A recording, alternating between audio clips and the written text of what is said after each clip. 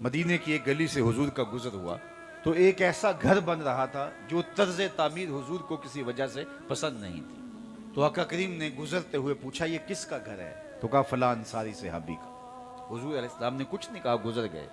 कोई उस सहाबी को मिला, कहा हुजूर अलैहिस्सलाम गुजरे थे, तेरे घर को देखा था, चेहरे पे पसंदीदगी के आसार नमूदार नहीं हुए, शायद हुजूर को पसंद नहीं आया। उसने कहा अच्छा हाँ बिल्कुल ऐसा ही हुआ। उसने कुदाल पकड़ा और मकान जमी बोस कर दिया। 2-4 दिन के बाद आका करीम का दोबारा गुजर हुआ तो वहां मलबे का ढेर पड़ा हुआ था। कहा उस सहाबी को बुलाओ। बुलाया, कहा मैं गुजरा था, तेरा मकान देखा था, आज मलबे का ढेर देख रहा हूं, क्या हुआ?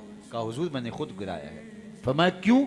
अर्ज की सुना था आपको पसंद नहीं, मैं सर से लेकर पांव तक देखूं, मेरा क्या क्या हुजूर को पसंद नहीं। मैं अकीके से लेकर वलीमे तक देखूं, मेरा क्या क्या हुजूर को पसंद नहीं।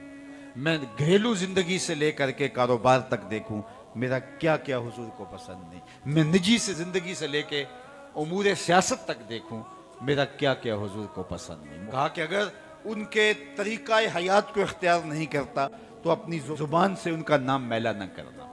उनका अगर हुआ है तो फिर उनका हो के दिखा। मेरे उस्ताद फरमाया करते थे, ये ना हो कि लोग तुम्हें पूछे तुम कौन होते हो और तुम्हें बताना पड़े साहिब मुसलमान होते हैं, ये देखो मजहब के खाने में इस्लाम लिखा है।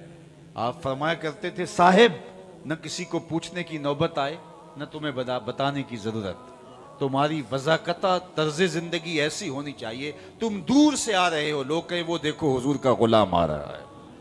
नूर आंखों में तो चेहरों पे उजाले होंगे, मुस्तफ़ा वालों के अंदाज निराले।